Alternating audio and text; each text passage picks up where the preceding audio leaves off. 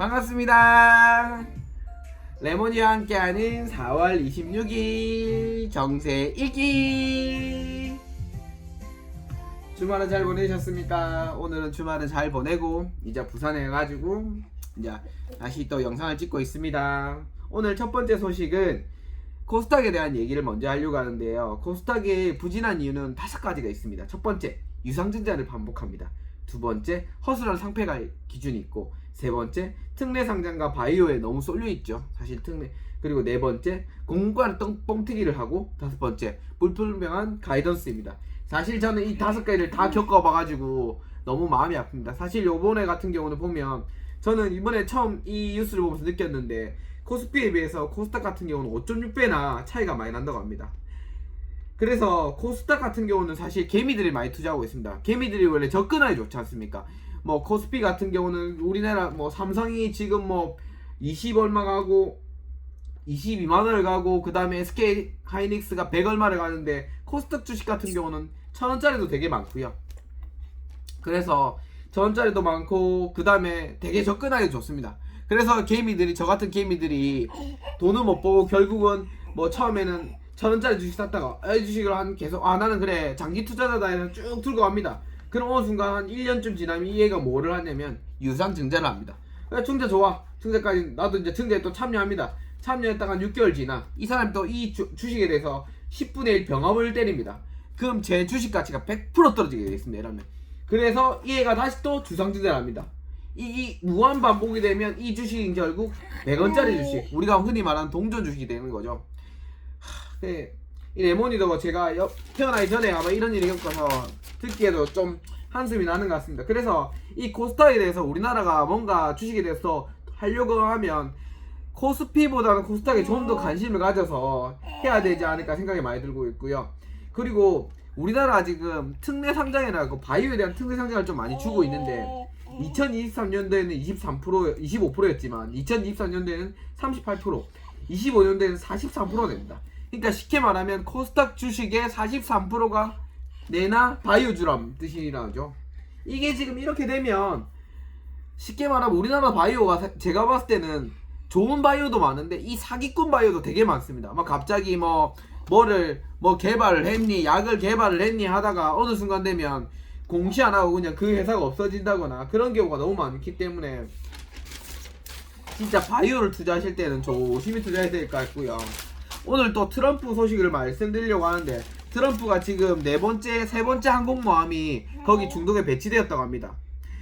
그래서 지금 호르무즈 해협에 대해서 기뢰를 추가를 지금 제거를 하고 이라는 나라에서 다시 추가를 배치를 하겠다. 오늘 또 긴급 11시쯤에 이제 들어온 소식인데 뭐냐면 이제 협상단을 철수시키겠다 합니다. 트럼프가.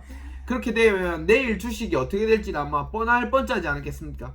근데 여기에 대해서 사람들이 너무나 많이 이제 당하다 보니까 아무렇지도 않습니다. 주식에 대해서 지금 주식이 지금 쏙슬 같은 경우도 많이 올라가고 있고 우리나라 반도체 주식도 그렇고 다 올라가고 있지 않습니까? 이 상황에서 아무도 신경을 안 쓰고 있습니다. 진짜 이러다 큰일이 나게 되면 아마 주식이 엄청나게 떨어지지 않을까 생각이 듭니다. 그래서 저는 유빅스를 산다거나 이렇게 하라고 말하고 싶은데, 저도 유빅스 샀다가 결국 마이너스 좀 보고 바로 손해치고 손절 샀습니다. 그리고 다른 걸 샀습니다. 좀 더 이제 상승할 수 있는 것들을 사서. 그래서 좀 슬픈 것 같고요. 그리고 지금 전에 말씀드렸듯이 우리나라 전쟁 전에 미군이 전쟁 전에 토마호크 미사일 같은 경우 3100발 정도 있었는데 전쟁 후에는 지금 소모량이 1000발 이상 돼가지고 지금 2000발이 남니 이래가지고 또 패트리어트 미사일도 2300발이 있었는데 지금 좀 써가지고 1000발이 있니 1400발이 있니 이러고 있습니다. 그래서 지금 어떤 사람들은 요격용 미사일이 80%가 소진됐다고 하는데 미국에선 전혀 이제 전면 부인하고 있죠. 왜냐면 이거는 국가 안보 상황이기 때문에 부인할 수밖에 없고요. 그리고 지금 44개국에서 호르무즈 해협에 대한 다국적군을 이제 출범시킨다고 하는데 사실 이거는 조금 힘들 것 같습니다. 왜냐면 각자의 이익이 다 다릅니다. 호르무즈 해협에 대해서 제가 말씀드렸듯이 석유의 유동량이 20%가 호르무즈 해협을 통하고 있지만 이게 각자 국가가 얼마나 수입하냐에 따라서 각자의 이익이 다 다르기 때문에 과연 이거에 대해서 될까? 그리고 돈을 어떻게 지불할까? 제가 봤을 때는 미국이 얼른 이란과 협상하는 게 훨씬 더 빠를 것 같습니다. 물론 보안 대책으로 이런 걸 하는 건 좋긴 하지만 지금은 사실 좀 무리가 있지 않나 생각이 많이 들고 있고요. 그리고 중국에 관한 소식인데 중국이 크레인도 지금 독식을 하고 있다고 합니다. 그 미국 같은 경우 예전에 크레인 독식을 해서 그 크레인을 뭐 철수하니 많이 했고요. 우리나라 같은 경우도 보면 크레인들이 뭐 인천신항에 1단계, 2단계 다 크레인 같은 경우는 중국에서 들어올 수 있다고 지금 난리라고 합니다. 그래서 중국 같은 경우는 납기도 짧고 그 다음에 단가도 좋고 다 좋기 때문에 사실 중국이 엄청난 이 돈으로 투자를 해주기 때문에 참 좋은 것 같은데 우리나라도 그런 거에 대해서 늦추지 않고 투자를 해서 좋은 우리도 잘 가야 되지 않을까 생각이 많이 들고 있습니다.